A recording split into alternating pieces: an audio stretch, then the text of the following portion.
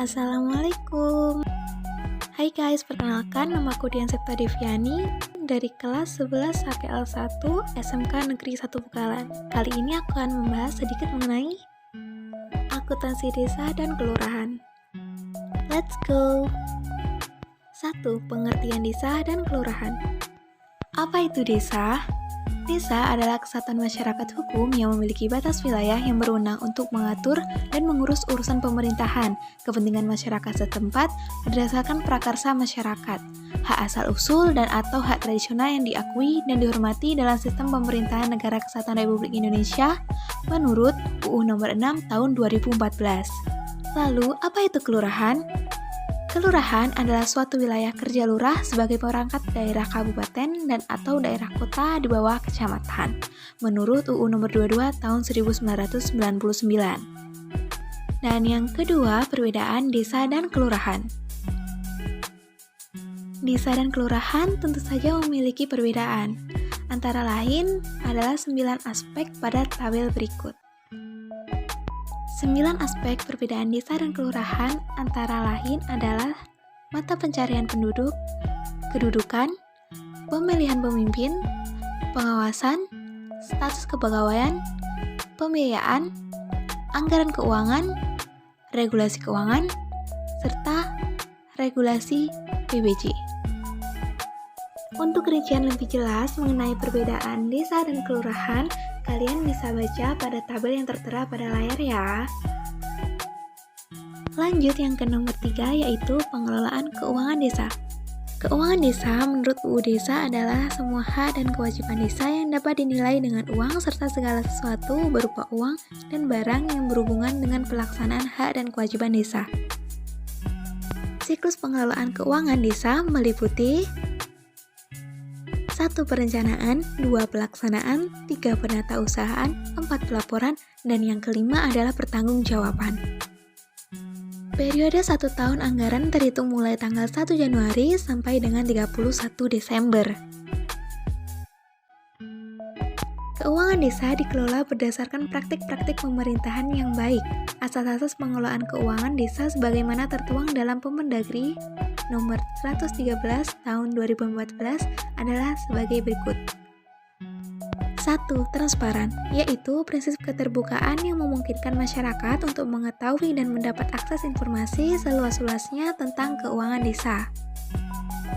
2. Akuntabel, yaitu perwujudan kewajiban untuk mempertanggungjawabkan pengelolaan pengendalian sumber daya dan pelaksanaan kebijakan yang dipercayakan dalam rangka mencapai tujuan yang telah ditetapkan. 3. Partisipatif, yaitu penyelenggaraan pemerintahan desa yang mengikutsertakan kelembagaan desa dan unsur masyarakat desa. Dan yang keempat, tertib dan disiplin anggaran, yaitu pengelolaan keuangan desa harus mengacu pada aturan atau pedoman yang melandasinya. Dan itulah 4 asas-asas pengelolaan keuangan desa. Selanjutnya, 4. Struktur pengelolaan keuangan desa. Kekuasaan pengelolaan keuangan desa dipegang oleh kepala desa. Namun demikian dalam pelaksanaannya, kekuasaan tersebut sebagian dikuasakan kepada perangkat desa, sehingga pelaksanaan pengelolaan keuangan dilaksanakan secara bersama-sama oleh kepala desa dan pelaksana teknis pengelolaan keuangan desa, yang terdiri dari sekretaris desa, kepala seksi, dan bendahara desa. 5. Perencanaan desa. Perencanaan pembangunan desa merupakan suatu proses pengalokasian segala sumber daya desa yang melibatkan badan permusyawaratan desa dan unsur-unsur masyarakat dalam rangka mencapai tujuan pembangunan desa. Sumber daya desa dialokasikan ke dalam beberapa bidang yaitu penyelenggaraan pemerintahan desa, pelaksanaan pembangunan desa, pembinaan kemasyarakatan, dan pemberdayaan masyarakat desa. Perencanaan pembangunan desa disusun secara berjangka dalam musyawarah desa yang meliputi 1. Rencana Pembangunan Jangka Menengah Desa atau RPJM untuk jangka waktu 6 tahun. Dan yang kedua adalah Rencana Pembangunan Tahunan Desa yang disebut RKP Desa atau Rencana Kerja Pemerintahan Desa. Yang keenam, Penganggaran Keuangan Desa. Setelah RKP Desa ditetapkan, maka dilanjutkan dengan proses penyusunan Rencana Anggaran Pendapatan dan Belanja Desa atau APBD Desa. APB Desa pada dasarnya adalah rencana keuangan tahunan pemerintahan desa. APB Desa terdiri atas 1. Pendapatan desa, meliputi semua penerimaan uang melalui rekening desa yang merupakan hak desa dalam 1 tahun anggaran yang tidak perlu dibayar kembali oleh desa. 2. Belanja desa. Belanja desa adalah semua pengeluaran dari rekening kas desa yang merupakan kewajiban desa dalam 1 tahun anggaran yang tidak diperoleh pembayarannya kembali oleh desa.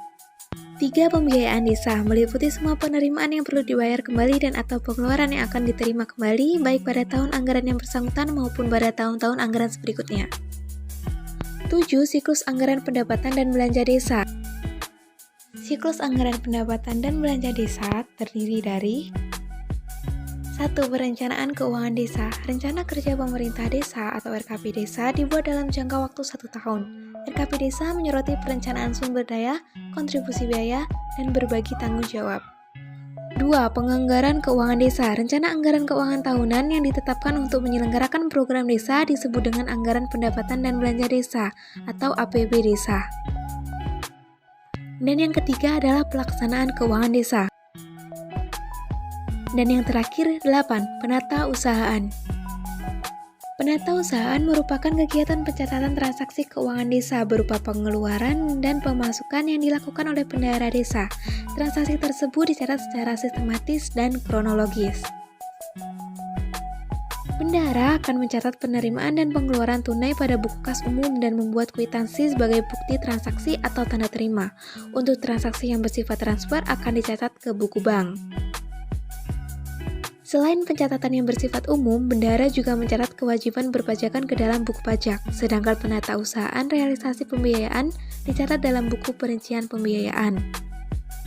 Berikut merupakan kolom pada masing-masing buku dalam penata usahaan.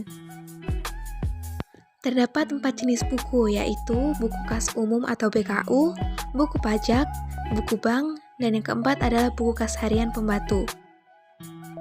Dan bentuk kolom pada masing-masing buku dapat dilihat pada gambar yang tertera dalam video ini. Jadi sekian sedikit materi yang saya sampaikan mengenai akuntansi desa dan kelurahan. Semoga bermanfaat bagi kita semua. Mohon maaf bila ada kesalahan dengan perkataan dan beberapa penjelasan materi yang kurang jelas. Saya ucapkan terima kasih karena sudah menonton video hingga akhir. Wassalamualaikum warahmatullahi wabarakatuh.